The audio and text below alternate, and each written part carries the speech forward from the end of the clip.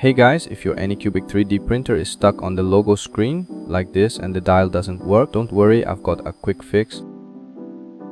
When I remove the SD card, the printer works fine.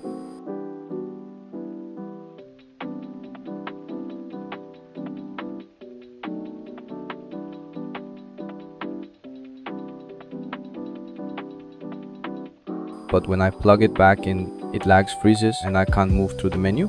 So the issue is not the printer, it's the SD card.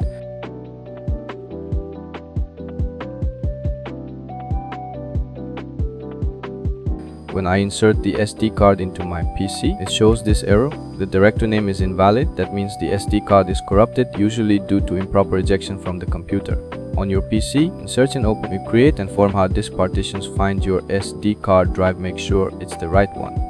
Right click on it and select delete the volume, and remember this will erase all data. Now it shows as unallocated. Right click again and select new simple volume and click next and finish, and now your SD card is empty and working again.